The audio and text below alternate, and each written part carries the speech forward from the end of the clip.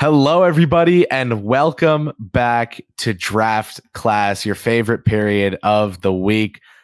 I'm Kris Pursiainen here, lucky to be joined by one of the people that makes No Ceilings NBA, the incredible machine of elite draft content that it is. Tyler Rucker, how you doing? Thank you so much for taking the time. Hey, anything for you guys, especially for Knicks Film School. And when you asked me to come on, I was like, this is an easy yes. So, Kris, I appreciate. I know you guys do fantastic work. So, thank you for having me on. Thank you so much. That means a lot. And again, thanks for taking the time. We are recording on Father's Day. Happy Father's Day to you. One day you'll get to the point that my dad is at now.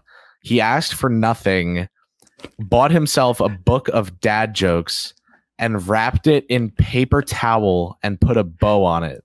Like, I'm talking no free ads, but like, you know what brand of paper towel, right? And like just covered tape bow, gave himself a book of dad jokes and then started using them on us at breakfast. So that's how my day started out. I think he got a kick out of himself for that one, but it's time to talk NBA draft. And I've been telling everyone, this is such a fun class to talk about, in most part to me, because of how different everyone's opinions on this draft class, particularly the, like, I was talking with Bryce Simon about this, like the 15 to 35 range. For you, Tyler, is this a fun draft class to evaluate? Is every draft class fun to evaluate to you? What makes this one fun or so fun, depending on how you see it? Yeah, it's definitely a fun one this year because it's been so challenging because, you know, there's plenty of people that talk about like, okay, it's not as strong as other years, and they're right, but the depth is really fun. You find pieces all over that, you know, a team like the Knicks are in a great spot to add a couple players to make your roster stronger. So I still like this class a lot. I think it's been fantastic for kind of talking to people, talking around, you know, the draft community at large of who you like, why do you like him, or why don't you like this guy? Everyone's got their own opinion this year. Everyone's really passionate, but I think this is going to be a fun class, and every class is fun to evaluate because they're just so different. They all present their different challenges, and you kind of have to look deeper with some classes to be like, okay, why am I not seeing it with this guy? Or why is this guy so popular with other names? And after a while, you get really passionate. And I think this year is one of those years in which everyone's done their homework and they're kind of planting their flag on some ground. And it's going to be fun to see how it, you know, kind of unravels on draft night. It's funny, right? Because sometimes, you know, people like to fade the public. And if someone sees a playoff team or a draft pick or whatever that like everyone seems to like and be like, oh, I really like, they'll be like, no, that kid's not making it. That team's the first round out, whatever it is. This year, it's like every single prospect from 7 to 49 on your big board is like someone's favorite guy in the draft class, like from PJ Hall to guys like you have Kolek, you have even Iguodala. People like, some people wouldn't touch him with a second round pick, and some people are like, he could return first round. So I love that about this draft class, and I have so much fun with it, primarily because the Knicks have 2 picks in the first round. And last year we did an entire season of draft class for a cycle where the Knicks did not have a single pick, and it was like, they might trade into the 20s. Who could it be? Maybe they'll trade into the teens. Who could it be? You know, like this year, there's a concrete triumvirate of picks, 24, 25, 38 to look at. And I'm going to, again, a little more of a macro question before we get nitty gritty. If you were the Knicks, if you employed one Thomas Thibodeau, as Josh Hart likes to call him, as your head coach, what would you do? Like, are you looking at someone like Pacome Dadier higher than some teams might because you can stash him and he won't just waste away on the bench? Are you looking at someone like an Ajay Mitchell who you want to send to Westchester for a year? Like literally out of the 8 million possible takes on this draft class, if you were the Knicks, what would yours be? It's funny because we look through, at No Ceilings, we're always trying to say like, okay, who's the interesting teams this year? And every time I look at the Knicks, I'm like, the Knicks are in a good spot. Like, I love the roster they made last year. I thought you guys have healthy. Like, I'm a Celtics fan, and I was like, the Knicks terrified me if they're healthy. Like in the playoffs, I was just like, they're built the right way. Thibodeau's just a fantastic coach of like getting everyone, especially just defensively. They have some nastiness. And I think this is the year, like I know the Knicks have been active moving their picks around, and in previous years, I think this is the year you want those picks, like especially in the first round, even the second round, like to range this year, you can find some real pieces to make your team stronger. I think I would be looking to get some big man depth. I think there's a lot of names in that first round that could really be good value for the Knicks. DaRon Holmes is a name that's really popular with a lot of folks, a lot of teams right now. He could be there for the Knicks if they want him. He's so popular, maybe they have to go up a little bit, but you never know. It's a lot of smoke this time of the year, but I hear he's a popular name. And then, Yves Missy, you mentioned PJ Hall. He could probably be a little bit of a later pick, maybe in the second round.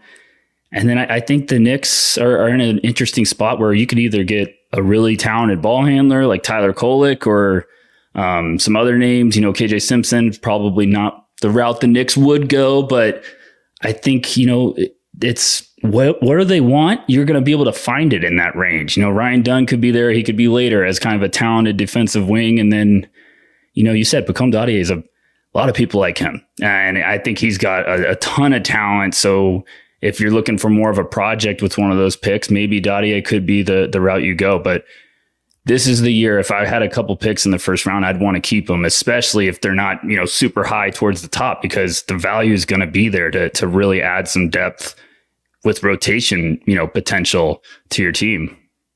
Yeah, this feels like the kind of draft where if you've got a guy, it's like a franchise quarterback, except for an NBA role player. It's like, if you've got a guy, just take him, because he could be 38, he could be 19, he could be 22 on the next team's draft board, and you just probably won't know. And the Knicks are pretty good at playing the board. If you remember the Quickly year, they had the 23rd pick and like the 33rd, and or like the 38th, and they traded it for 25 and 33, and then took Quickly and then punted 30. Like, they're so weird, right? But Brock Aller, this is like his mad scientist moment where he gets to pop off and turn $5 million of cap space into Ed Davis in 2 seconds, and then trade Ed Davis for 2 more seconds, and then take 4 of those seconds and use them or take those 4 seconds and use them as 4 of the 6 seconds he used to turn Burks, Kemba, and Noel into nothing,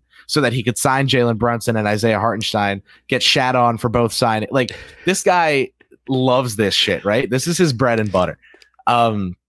And this is the kind of draft to me that feels like the play the board year. That said, do you agree, quick yes or no, that like there's a top 2 of centers, big men of Sarr and Klingon, and then we're talking about a next couple tiers?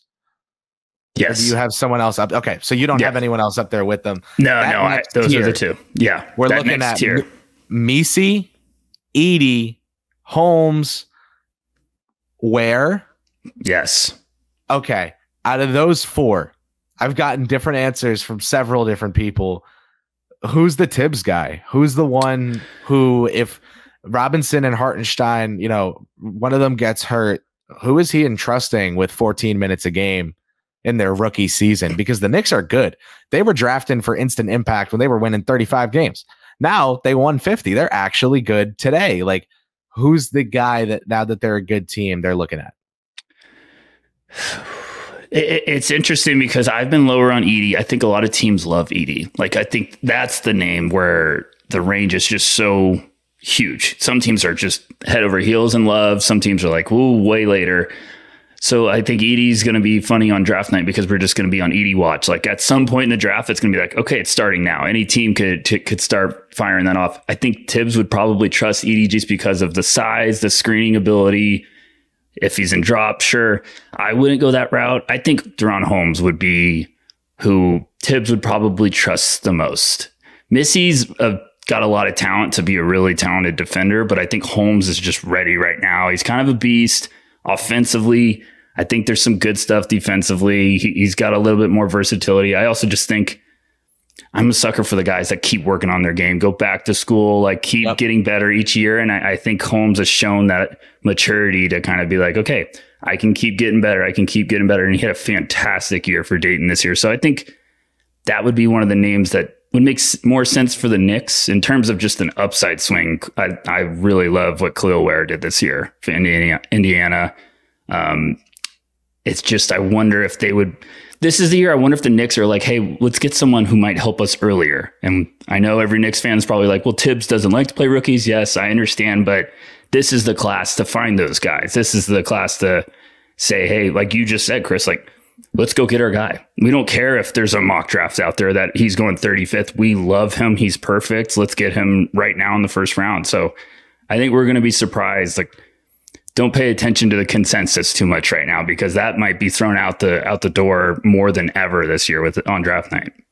Absolutely. And like you said, Misi, freakishly, almost like scarily athletic, and where it's like he can play drop coverage above the 3-point break and then still recover in time to block the shot, but a little more raw.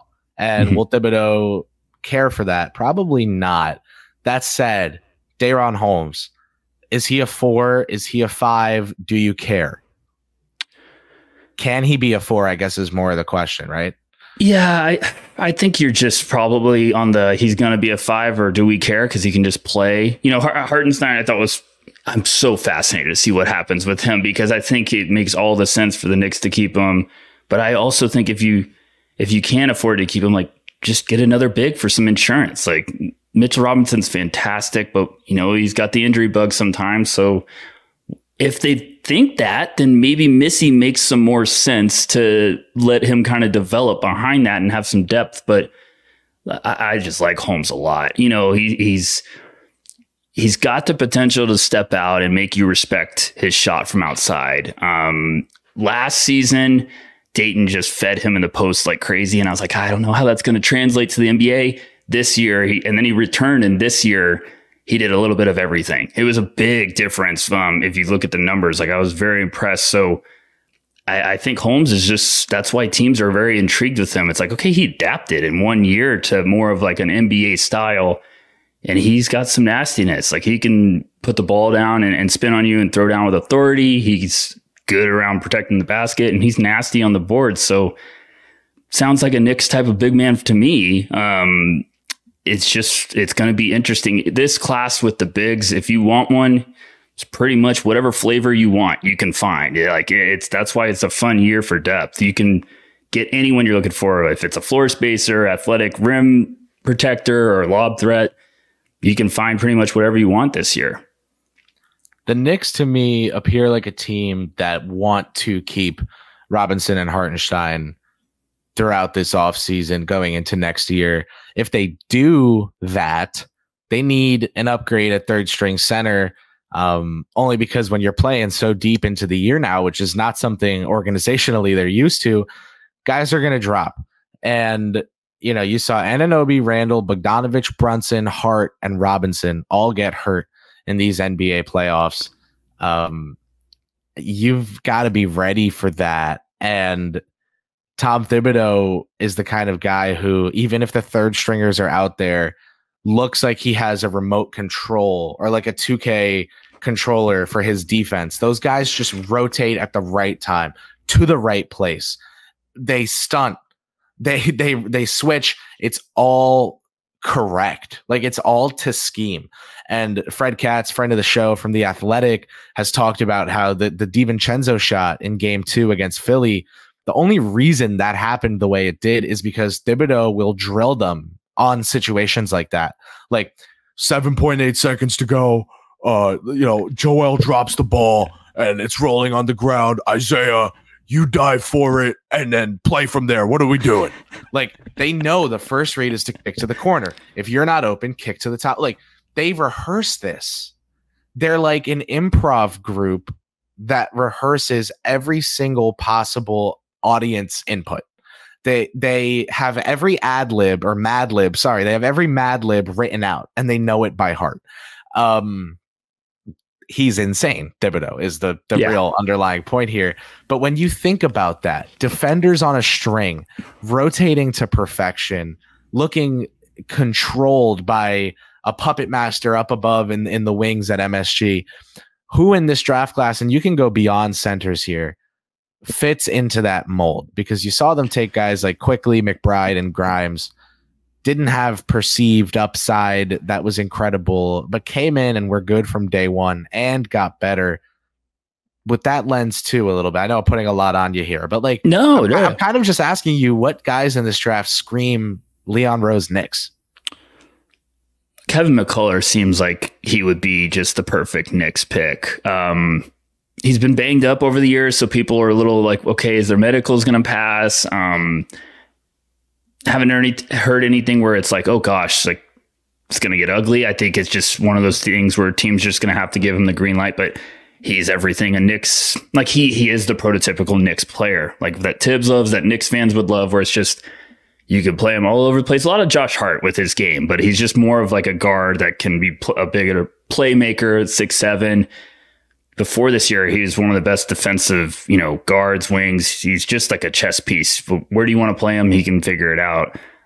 He could be there. He could make a lot of sense. Ryan Dunn of Virginia is, I think Tibbs would be like, we have to draft this guy. I don't care. Like, his shot is in question, but he's probably one of the best perimeter defenders in this class, and he's a freak. And if your team or organization's convinced they can figure out the shot just to be a respectable piece out there, you jump all over him because the defense is that special. So there's a lot of guys like a Dembona in the second round that makes a lot of sense as some depth because he's just nasty defensively, a big man. And then you brought up Ajay Mitchell. Like, I think teams are going to like Ajay Mitchell a lot when it comes to just like 6'5" guard that can compete defensively and he's got a lot of Jalen Brunson to his game. And I don't like using that because, Jalen Brunson's fantastic now. I don't want to compare. Yeah, it's lofty, but there's just a lot of similarities with how he plays the game where it's like not the greatest athlete, but he's fantastic with,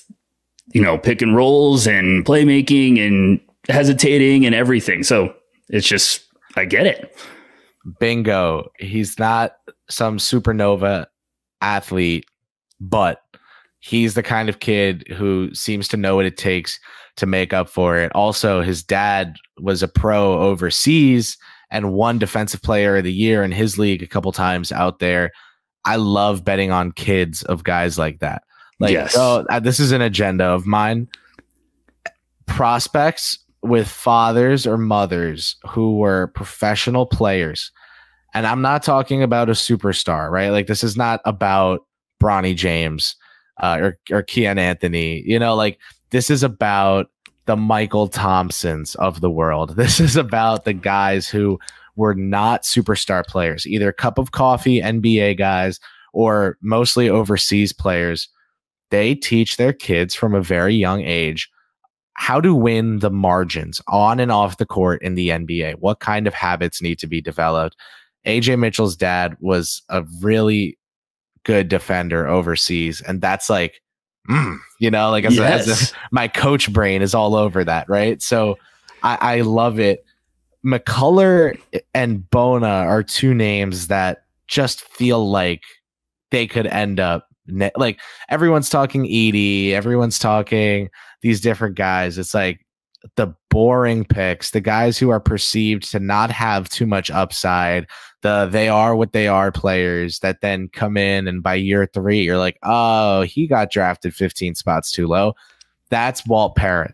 Like, that is the guy who took Rudy Gobert 27th overall. That is the guy who took Deuce McBride 36th over. Like, that's what this team does.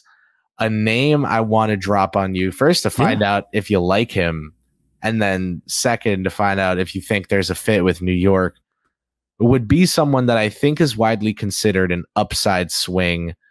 Tyler Rucker, Tyler Smith.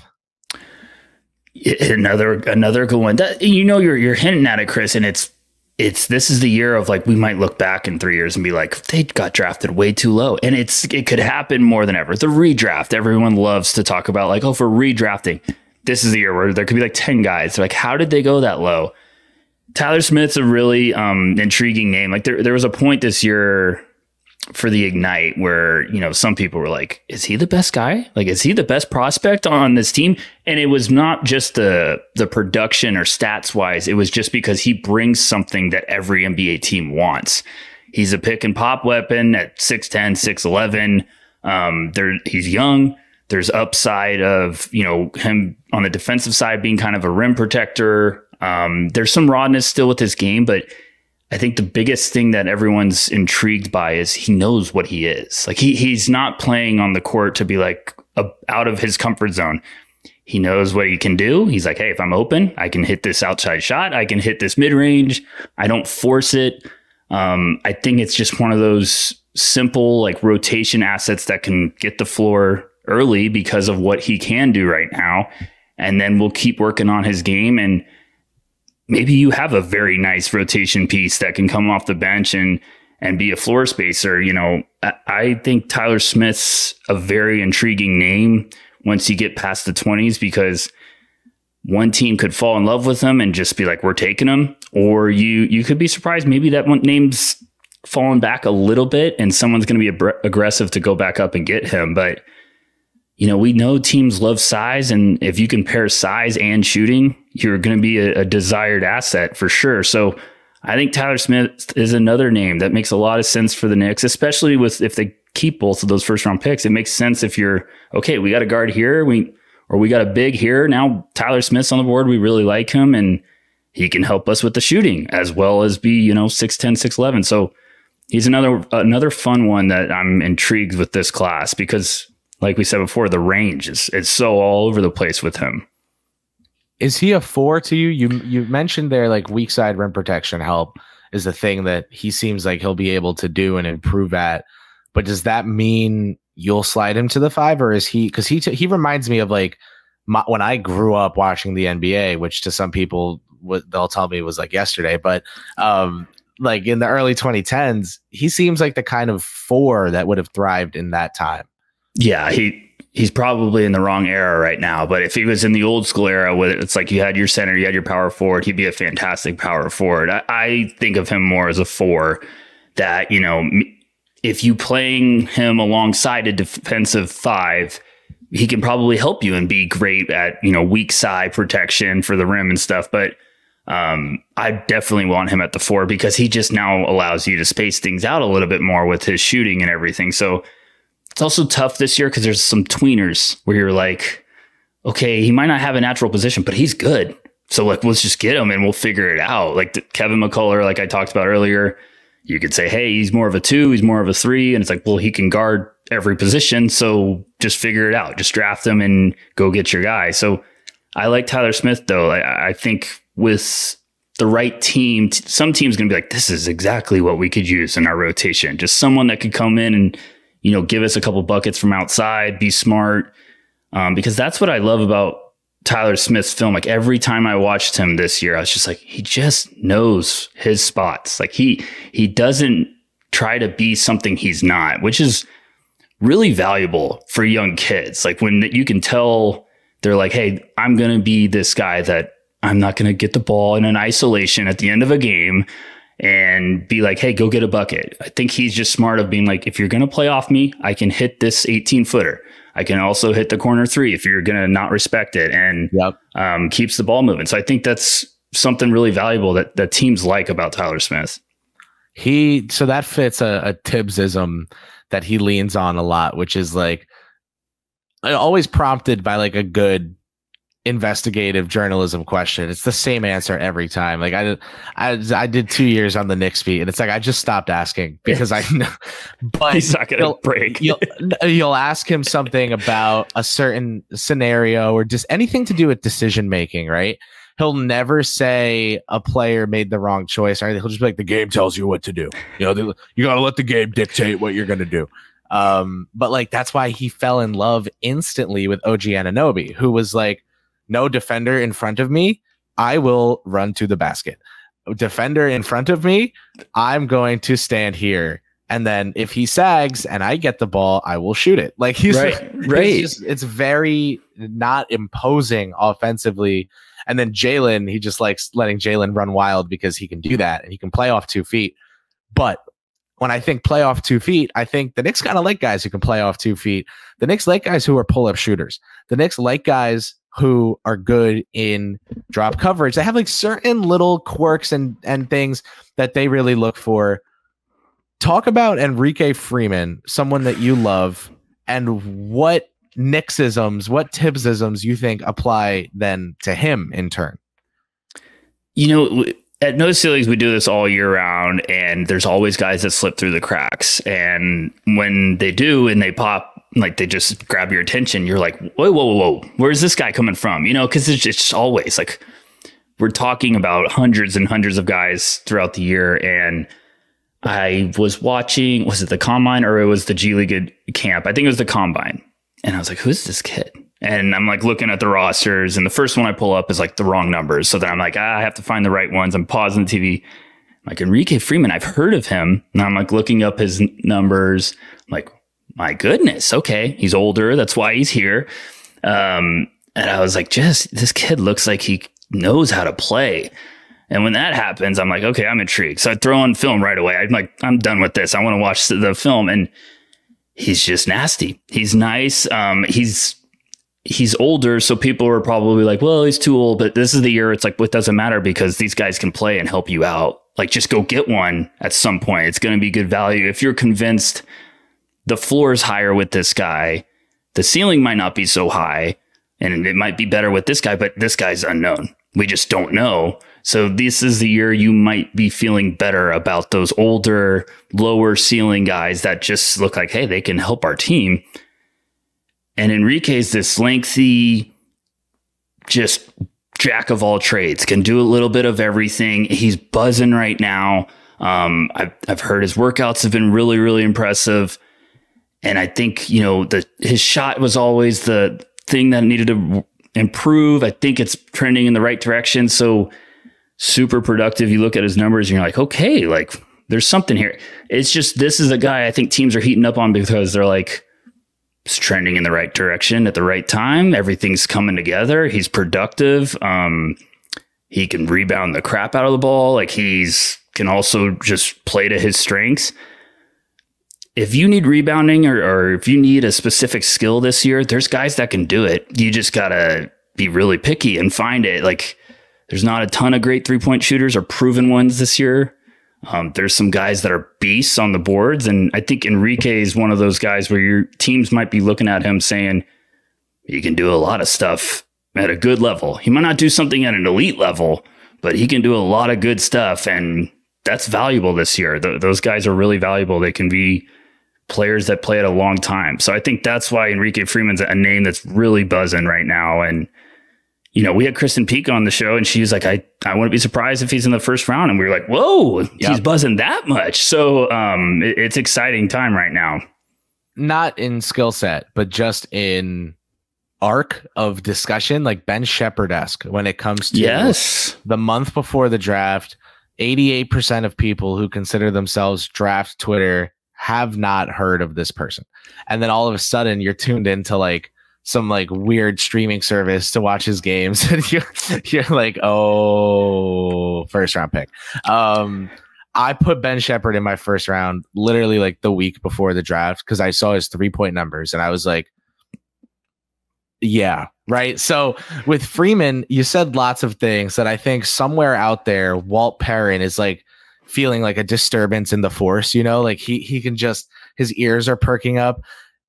Multi-year player, right? Older player, experience, wouldn't piss off Tibbs early, right? Okay, there's one thing. Rebounding would appeal to Tibbs early. You also talked about just the fact that he did well at the combine or looked good at the combine. That has historically been a thing for the New York Knicks. Even people they haven't drafted, like I know Darren Erman and Tom Thibodeau really liked Jalen Williams out of Santa Clara. Another ridiculous buzz right before the draft guy who panned out damn well. But like Ehrman loved him because Ehrman was his coach for the scrimmages. And so he told Tibbs, he was like, yo, Tibbs, I got this fucking kid. We need that. Now it didn't work out. Knick fans complained. They wound up with Jalen Brunson and Isaiah Hartenstein. I think they'll live. Yeah, but it's okay. It's a good switch off. They also got 3 firsts for Ousmane Dieng from Sam Presti. So like that's maybe a win in and of itself, because Dieng, whether he ends up being really good or not, is clearly not someone that Thibodeau would have found time for thus far. Not trying to write him off in any way, just more like when and where was he going to play? That said, with Enrique Freeman, when and where would he play for the Knicks? What role do you think he'd fill? Do you think he fills a need for the team, or would he just be a second cherry on top of their deep roster? Does it matter? Yeah, I think it's just the rich get richer, you know, and I think that's why I'm so fascinated by the Knicks draft this year, because in other years you could see like, okay, swing a little bit of upside, develop someone. I think a lot of those playoff teams, like I'm just expecting the Knicks to keep going up and being tougher in the East. And I think this is the year, like, okay, the upside swings, I get it, but I think this is the year just like get guys that just can play and help and make you even deeper and nastier. And if you do have injuries, next man up. And I think Enrique's going to be like that 4-3 tweener that just like a Josh Hart, you know, we're seeing guys like that. If you can just help out in a lot of areas, like certain teams are just going to find a way to get you on the court. I think Josh Hart's the perfect example of that. But I think Enrique does a lot of stuff that Tibbs likes.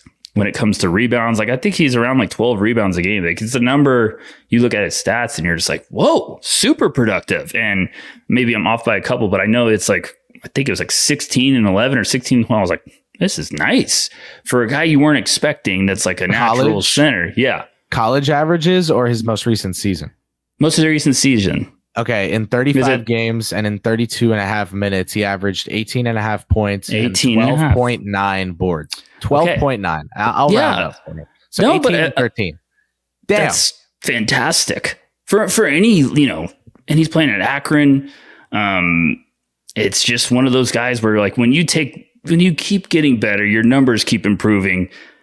You're clearly showing a work ethic to like keep grinding on your game. It's not just like, okay, like I'm older, so I should be better. I think guys are seeing like, this is what I need to work on. This is how I can make myself desirable to NBA teams. And I'm a big believer, like you just said, I think when guys can show out at the combine and you pop, and this year, you know, was some of the best combine scrimmages rosters in recent memory. So like if you're impressing with all these guys on the court, like you're really making a statement. And I think that's why teams were wanting to get him in for workouts. And I think that's why he's trending up in the right direction. You know, the 3-point percentage is at 37, but it's a bit of not a lie, but it's a bit of a, you know, whatever, because he was taking 1.5 per game. That said, you talk about improving year to year. If you add up his 3-pointers taken per game in his first 4 seasons, it adds up to 0.2. So like, that's not an average. That's a sum. Right. 0 in freshman year, 0 in his second year, 0.1 in his third, 0.1 in his fourth. This year he took 1.5 and made 0.6. So like, not to just read a number train here, but like, yeah, it was 37% on close to non-existent volume, but it was literally non-existent volume before. When you see the rebounding go up, the scoring go up, the turnovers go up because of more usage, but not like off the charts up. You're looking at this and you're going, okay, so we've spent a lot of time on Enrique Freeman, but there's a reason for it. He fits a lot of these funny little boxes the Knicks seem to have. I asked you if he would fill a need for the team, and I guess what I should have asked first, but I'll do it now. What needs do the Knicks have? Obviously, Isaiah Hartenstein, a potential flight risk, whether it's out to OKC, down to Orlando. I think Detroit's probably not a candidate there. So no. he does enjoy winning. He took less money to win several, like before in his career. Jeremy Cohen from here at Knicks Film School has pointed this out. He enjoys winning. I think when you're the finals MVP of the Rio Grande Valley Vipers and you've kind of really clawed your way up to getting cut by the Houston Rockets and Cleveland Cavaliers, you get to a point where you're like, I want to be playing meaningful minutes of basketball. Who do the Knicks need? It's always, that's why I'm just fascinated this year with them, because I'm always like, okay, there's a direction they go, and they just had such a good, like acquiring talent, like the Knicks at the deadline when making some moves and getting OG and getting Bogdan. Like, I was just like, man, they're Bojan, sorry. I was like, man, they're making some really good moves, like just smart moves at the right time. Like this team just got so much stronger. So obviously I'm like, okay, we'll just try to keep everyone, because that roster, if they can be healthy, does a lot of things. I think you just need to get some depth in case you run into an injury bug again. And maybe it's the front court. It's a good problem to have. Like you have a deep roster. What do you prioritize as depth right now? Like, or do you just go with best player available on your board and kind of just say, okay, we got 3 rookies, but they're pieces that could step up if we need them in a crunch. I mean, I would like them to get some front court depth just because of the history of Mitchell Robinson with some injuries. And I hate when free agency is not before the draft, because you're like still trying to figure out like if guys are going to be staying around. But I'm right there with you. I think Isaiah is going to stick, because I know if it was me and I was never being able to win and playing in the G League, I'd be like, I really like it here. Like, can we just stay here? So I would still just get a big man, and then if it's best player available and you get some defensive help on the perimeter, sure. If you want some backcourt depth, I'd like to see them get some backcourt depth. I'd like them to get a big and maybe someone for Brunson behind, and then that second round pick's going to be very valuable this year. Like there's some really good pieces around there that I think could surprise people and make the Knicks roster or carve out a role. Like, you talked about Deuce McBride. When they got him, I was like, it's a good value pick when they got Deuce. And I think they gave him some time to groom. So I think you could find those pieces this year that maybe don't help right away, but down the road, you might be surprised. Like they can figure it out. They played the board with Deuce too, right? Like they took Rokas Jokubaitis at 34, Herb Jones goes at 35, and they take Deuce at 36. Deuce spent time in Westchester. So right. Like they're also not afraid to do that. And again, that was when they were not as good of a team as they are now. Now I think they're super comfortable doing that. The draft and stash thing, I mean, unless Boston takes Dadier at 30 and stashes him away, like I could see that being a thing. I could see them just being like, even if he doesn't check all our boxes, he checks the one where he's away for a year. Yes. Send him to boarding school for a year and then deal with him after. But that's just the thing, is like, both because of the depth of this draft class and because of the fact that, yes, it's a weaker draft class, and because Tom Thibodeau is the head coach, I really would not be offended in any way whatsoever if the Knicks traded 24 for a top 10 protected pick in 2026 from a team they project to be good then. Drafted at 25, drafted at 38. How about this? Trade 24, trade back from 25, a couple spots or 5, and maybe Boston has someone, right? Like right. Whatever it is. And then draft there at the end of the first, trade 38 to, I don't know, right? Like if they know they have someone that's coming in free agency, I'm sorry. Like this is no one. Adam Silver does not listen to this podcast, so like they'll be fine, right? But like the Knicks tamper like shit. Like they're so bad about it. Not bad in terms of results. The results have been quite strong, but like, dude, they're so shameless. I guarantee if someone's coming, they already know it. For sure. So, yeah. For so like, sure. Yes. Draft night always takes a little bit to explain itself. You were talking about switching free agency in the draft. Maybe we get that one day, right? They're already taking one page out of Roger Goodell's book and making the draft over 2 days to get to the extra TV ads sold. And, maybe this year, the next Jokic will get drafted during a Dos Toros commercial or something. I don't know. But, whatever. I think this is the year where they could trade out, trade back, and I'd be like, yes, you play that board. Like you go ahead and squeeze as much value as you can out of this damn draft class. Okay, I'm going to do a this or that. And it's only because we've talked about one of these guys, not so much the other, but they're both prospects I love, and they both represent vastly different choices for this Knicks team. We'll start with this. You talked about backcourt depth. Let's play that game. You're on the clock. You traded, I don't know. Fuck it. You make some bullshit up. You traded back from 25. You're there at 28. You're on the clock, and Kolek and Ajay Mitchell are right there. Which door do you open? Which way do you go? Do you take, mom, I want TJ McConnell, son, we have TJ McConnell at home, and go Tyler Kolek? Or do you go with the mystery box and take the crafty, hardworking kid who is adept in pick and roll, but we're not so sure he can shoot it? Like, what are you doing if you run the New York Knicks? Don't sabotage them because you're a Celtics fan. Sorry to cut you off. No. I would never do that. I would never do that. The problem is I love both of them. I think I'm at No Ceilings, one of the highest Ajay Mitchell supporters. I have Kolek in front. I think Kolek would be very nice for the Knicks just because his strengths would be fantastic for the rotation. Like, he's not great off the bounce when it comes to like pull-up jumpers, but he's so much fun with his playmaking and his outside shot and his mentality. Like, he's a dog. There's some dogs in this class. Tyler Kolek is right up there. He will go to war with anyone. He won't be intimidated by the moment. And if you're getting him in your rotation, I think that's a fantastic get because, there's a couple guards, there's a couple playmaking guards in this class. So I turned on the film this year and you just start laughing after a couple plays. Like with Kolek, he makes some passes. You're like, how did he see that? How did he have the balls to throw that with like the tight window? And he does that a lot. And it's not bad decisions. It's just he knows he can make that read. He knows the timing.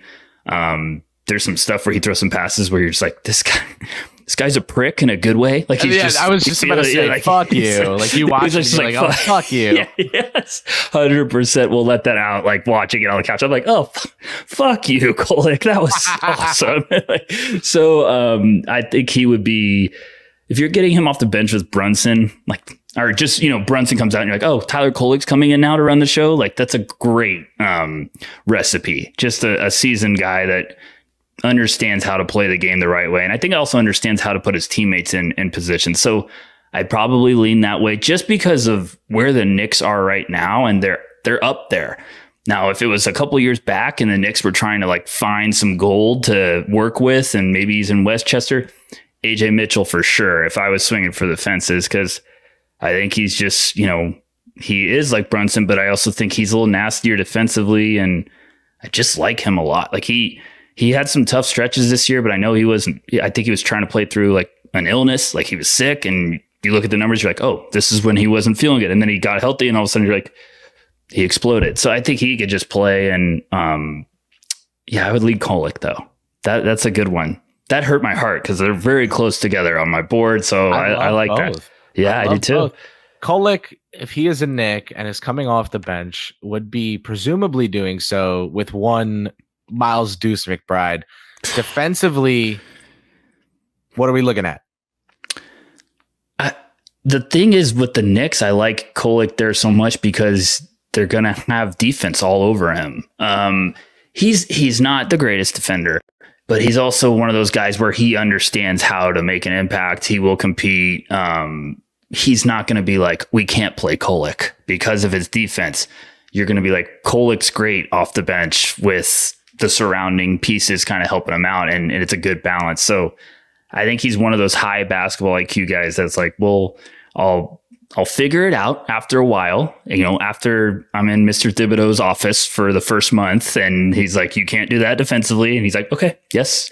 Like, he's a smart kid and he's also a competitor. He's going to work to figure it out. So you're just getting him for the offense and the mentality and the feel, and you're going to love it, especially for a playoff team. Like for a playoff team, if he's coming off the bench, you're just like, whew, great asset to have.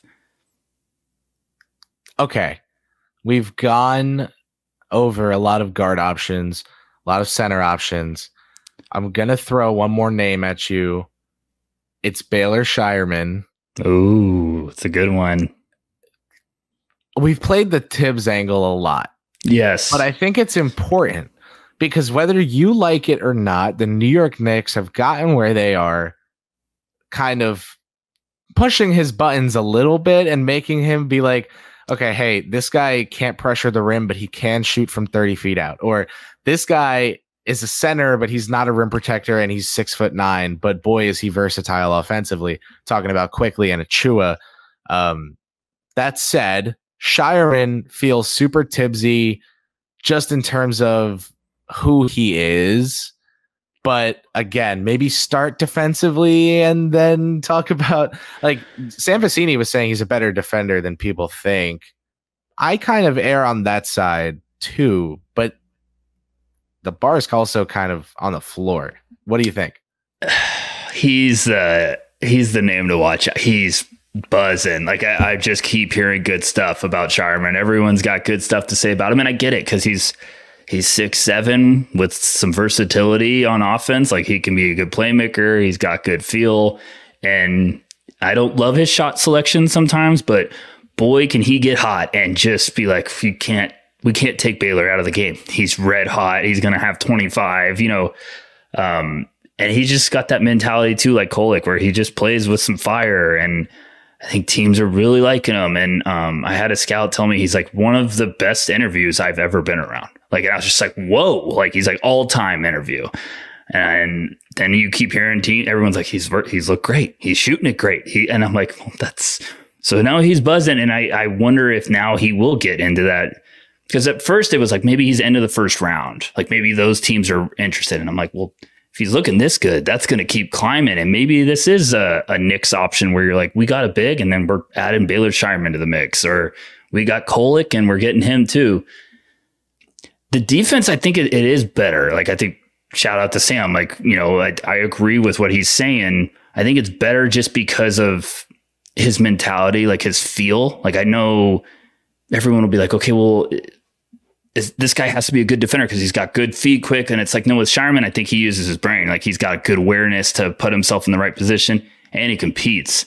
I think it's a good player. Like, at the end of the day, the upside's not the craziest, but there's also a world in which Scheierman plays for 10 plus years and is just a really nice piece.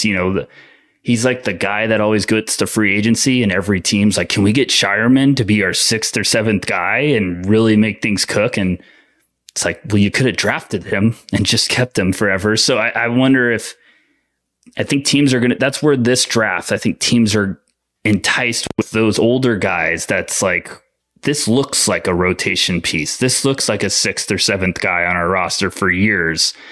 And that's why they're getting so excited about that, because what Baylor is going to potentially be at the NBA level. A lot of guys above going really early in this draft, we have no idea how they're going to figure it out. But with Scheierman, Yeah, he feels like a guy you bet on to just figure it out. Kolek too, a little bit. Yeah. Like, they'll just figure it out. I'm going to end this episode before I ask you to plug whatever it is you want to plug with a quote. And I think it brings something we talked about earlier full circle. Jalen Brunson in his latest interview with Taylor Rooks, I wanted to pull up like the actual transcript instead of anecdotally misquoting him. Talking about his dad. I remember being with him on a bike while he's running in one of those sweat trash bag jackets in the summer. Then he'd shoot, then pick up 5 to 6 times a week. This is what he did to be on 8 non-guaranteed contracts. Seeing that, I understood how hard I had to work. That's the agenda. That's the agenda, is the end of bench or cup of coffee or overseas pro player having a kid who goes on to just be a dog's dog. Yeah. So I love it. Like, I'm right there with you. It's the biggest when I'm, we do a draft guide. We're always looking up like background information about these prospects. And whenever I'm looking it up and I see dad played overseas, like didn't get to the NBA, I'm like, I love that. Like, I circle that in red marker because it just tells me like, you're going to understand how hard someone worked to not make it. And you're going to push even further than that. And like what you just said with Brunson, like, I know he's not going to be available for the Knicks, but like Devin Carter, I think that's why teams are loving Devin Carter, because he is a dog. He is relentless. And then you see his dad, Anthony Carter's like, well, you played in the NBA, was a journeyman. Now he's an assistant coach. There's guys like that all the time where teams look in the background and intel and you're like, oof. McCullar, I think, was like that. Scout was just like fantastic kid. Like it just, guys have tough upbringings. Guys have great, stories or motivators or inspirations. Like you just said with someone's dad, like, oh, well, he worked his butt off and never made it to the league. It's like, well, that plays a big part in this whole process. So it's going to be interesting. I think there's a lot of fascinating names this year, and I can't wait to see what the Knicks do. Like, I'm not just saying that because I'm on with you, Kris, and I like you, but I can't wait to see what they do this year. It's going to be really interesting.